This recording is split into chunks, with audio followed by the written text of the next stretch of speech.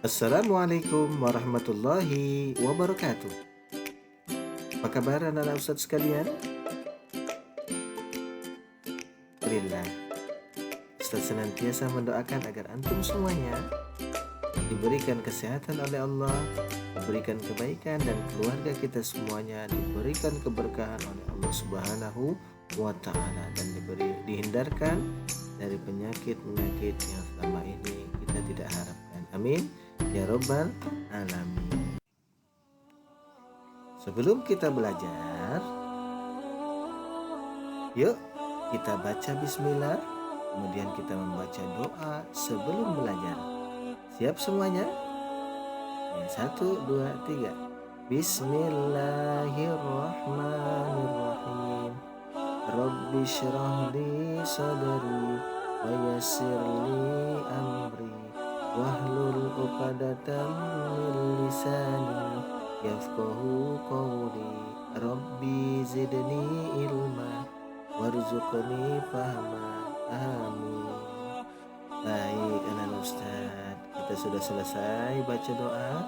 Kemudian kita lanjut yuk, kita baca surat pendek terlebih dahulu. Kita baca surat apa ya?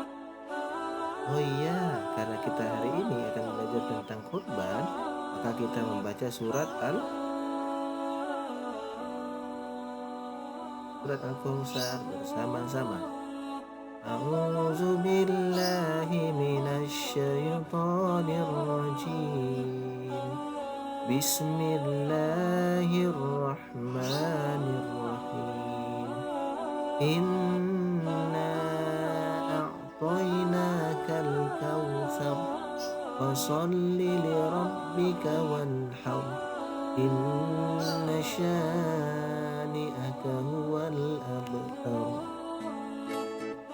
Sebelum kita lanjut ke materi, Ustadz mau mengulang kembali nih pelajaran yang sudah kita pelajari kemarin. Masih ingat kan pelajaran yang sudah kita pelajari kemarin? Iya betul. Pelajaran kemarin kita membicarakan tentang Nabi Ibrahim. Siapakah? Baik, pertama saya akan bertanya kepada Ustadz. Pertanyaan pertama adalah yang paling mudah. Apa itu?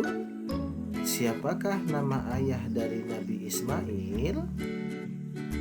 Ada yang tahu? Iya, betul sekali. Nabi Ismail ayahnya bernama Nabi Ibrahim. Pintar. Pertanyaan kedua. Raja yang zalim di masa Nabi Ibrahim alaihissalam bernama siapa? Siapa? Raja Fir'aun? Bukan Raja Fir'aun ya. Raja Namrud. Betul. Pertanyaan ketiga. Nabi Ibrahim alaihissalam dilahirkan iya betul sekali di kota Mekah, di Palestina ya. Yang keempat, ibu Nabi Ismail bernama iya betul Siti Hajar. Kemudian yang berapa nih? Yang kelima, penduduk Babilonia tidak mengenal Allah, tetapi mereka menyembah berhala. Pintar sekali. Nah, sekarang kita akan masuk ke materi berikutnya. Sebelum kita masuk materi ini, Ustadz akan jelaskan dulu kita ngapain sih belajar pada materi kali ini, pelajaran sekarang. Nah, pada pelajaran sekarang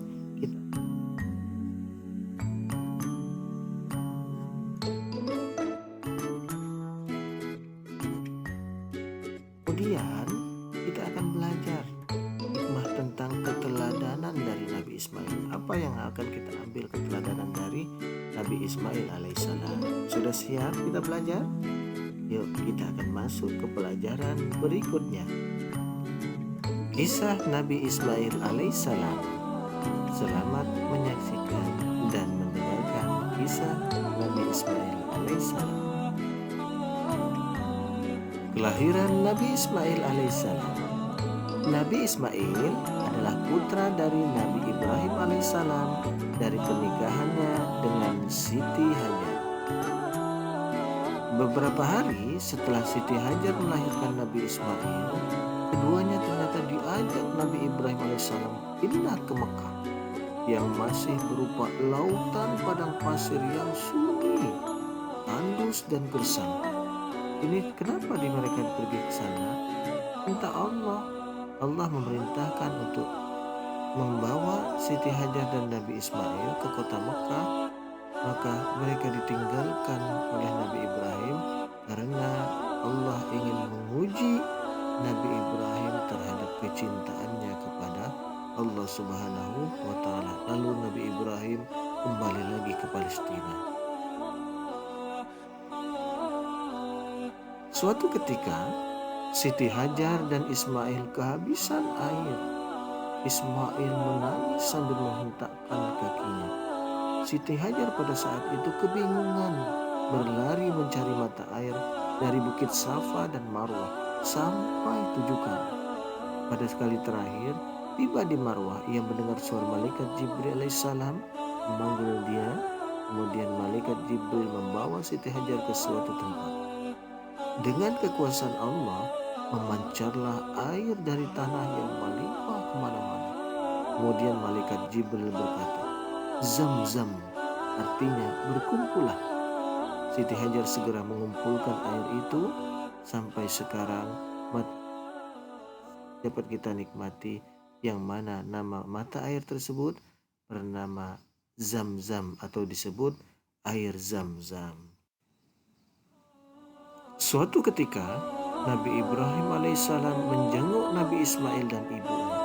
Nabi Ibrahim sangat senang ketika melihat Nabi Ismail dan ibunya pada saat itu dalam. Suatu malam, Nabi Ibrahim alaihissalam bermimpi diperintahkan oleh Allah untuk menyembelih Nabi Ismail. Pada saat itu ragu Nabi Ibrahim, apakah ini betul-betul perintah ataupun godaan dari syaitan. Setelah pemimpi tersebut benar-benar perintah Allah, maka Nabi Ibrahim menyampaikan kepada Nabi Ismail tentang perintah tersebut. Apa yang dikatakan Nabi Ismail?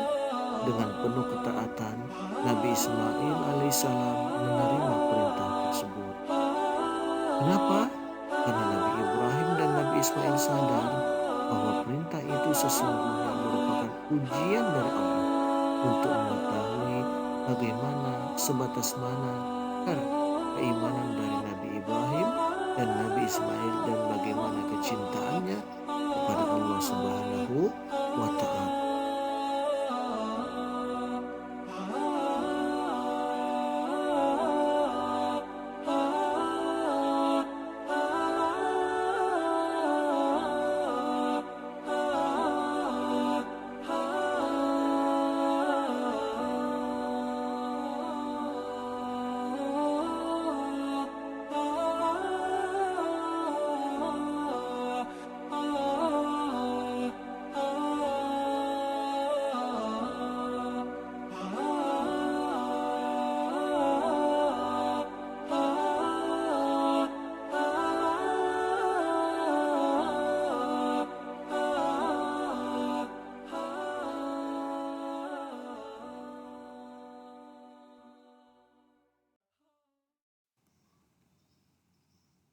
Nabi Ibrahim alaihissalam dan Nabi Ismail kemudian pergi ke suatu tempat di Bukit Mina untuk melaksanakan perintah Allah untuk menyembelih Nabi Ismail alaihissalam. Akan tetapi karena Allah melihat ketaatan Nabi Ibrahim dan Nabi Ismail, lalu pada saat itu sebelum Nabi Ibrahim menyembelih Nabi Ismail, Allah menggantikan Nabi Ismail dengan seekor biri-biri yang besar.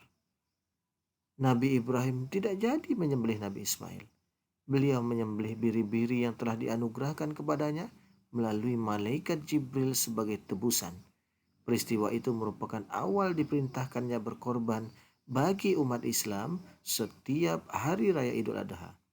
Jadi inilah peristiwanya. Pada saat Nabi Ismail tidak jadi, padahal pada saat itu Nabi Ismail tidak tahu apakah Nabi Ismail akan digantikan dengan biri-biri atau tidak. Pada saat itu Nabi Ismail hanya berpikir akan menjalankan perintah dari Allah Subhanahu wa Ta'ala. Setelah peristiwa penyembelihan itu, kemudian Nabi Ibrahim alaihissalam dan Nabi Ismail membangun Ka'bah. Ka'bah adalah merupakan bangunan suci di Masjidil Haram Mekah.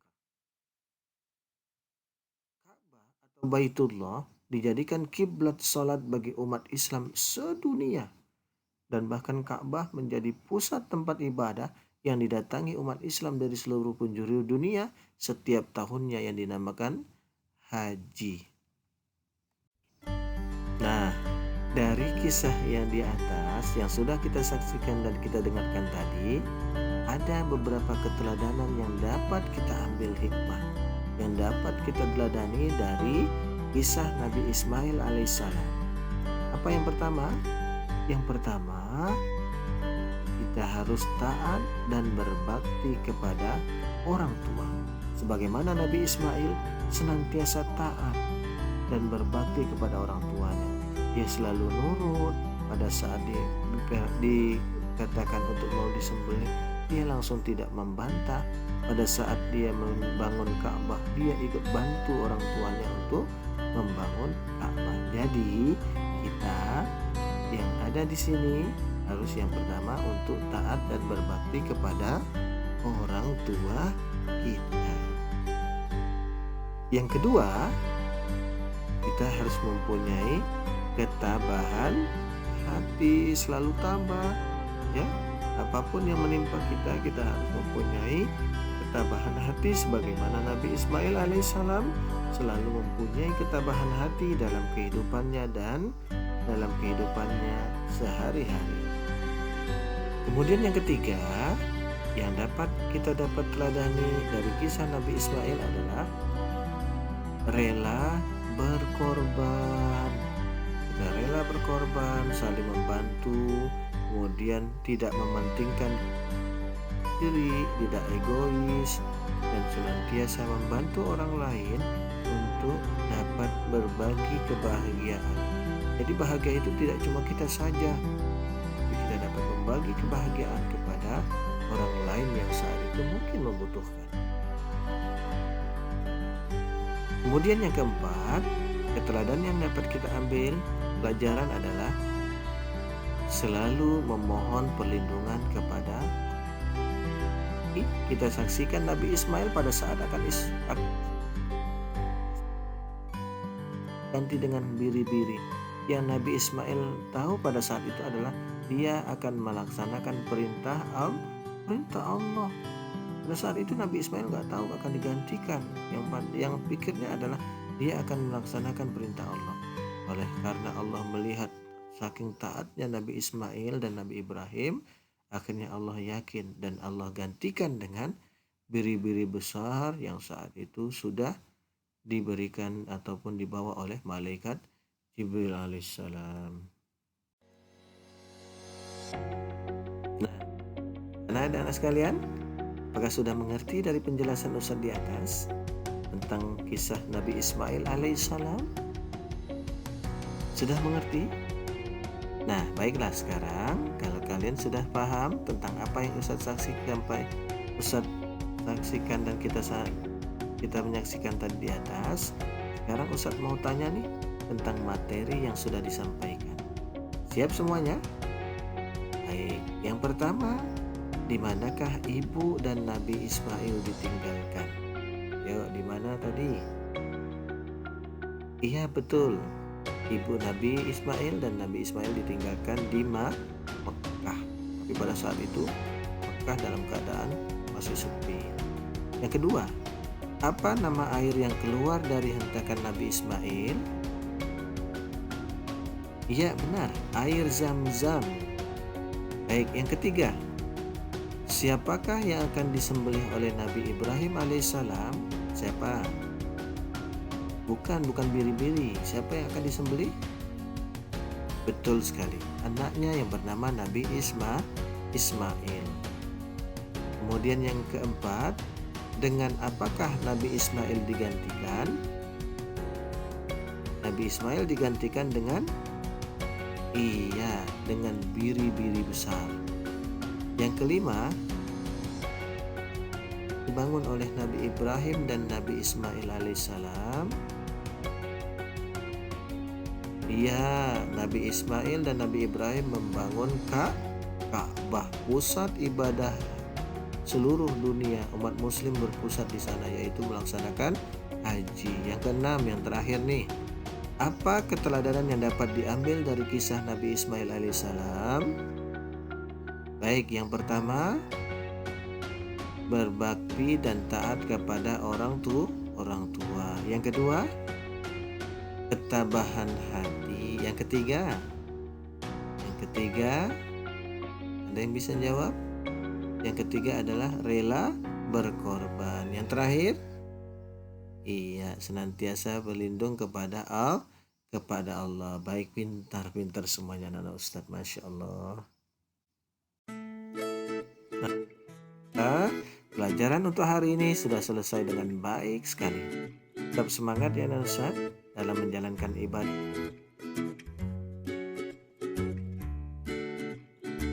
beribadah kepada Allah.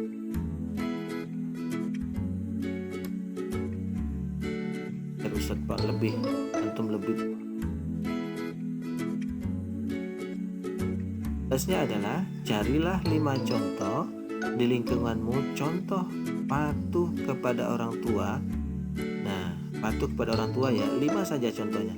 Kemudian dikumpulkan minggu depan waktu kita belajar pendidikan agama Islam dan budi. Baik Ustaz, demikian yang dapat Ustaz sampaikan pada pelajaran kali ini. Semoga kita dapat mengambil hikmah dari apa yang sudah kita saksikan tadi. Sampai berjumpa pada pertemuan selanjutnya. Akhirul kalam. Wassalamualaikum warahmatullahi wabarakatuh.